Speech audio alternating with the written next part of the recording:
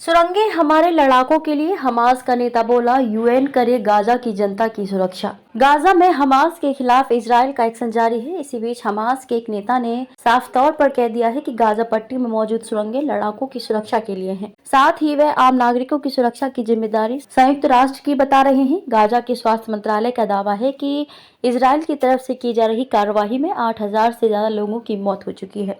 रसिया TV today को दिए एक साक्षात्कार में हमास के मूसा अबू मरजूक ने दावा किया है कि आम नागरिकों को बचाने की जिम्मेदारी संयुक्त राष्ट्र और इजराइल की है। Middle east media research institute यानी मेमरी टीवी की तरफ से किए गए अनुवाद के अनुसार मूसा ने कहा कि गाजा के आम नागरिकों की रक्षा का जिम्मा यूएन और इजराइल का है। मूसा ने कहा कि हमने खुद को निशाना बनने और मरने से बचाने के लिए सुरंगें तैयार की हैं।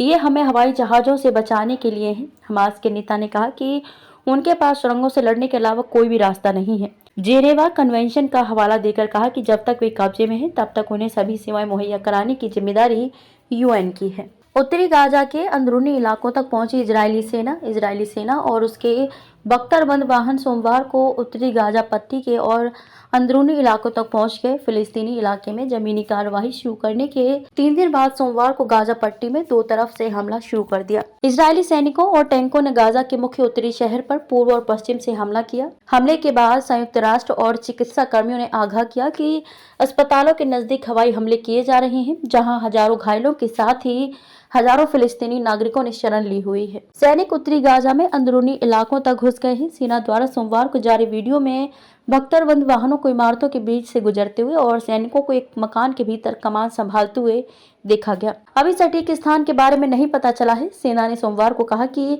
उसके सैनिकों ने रात भर में इमारतों और सुरंगों के भीतर से हमला करने वाले कई आतंकवादियों को मार गिराया और हवाई हमलों में एक इमारत को ध्वस्त कर दिया गया, जिसका इस्तेमाल हमास कर रहा है।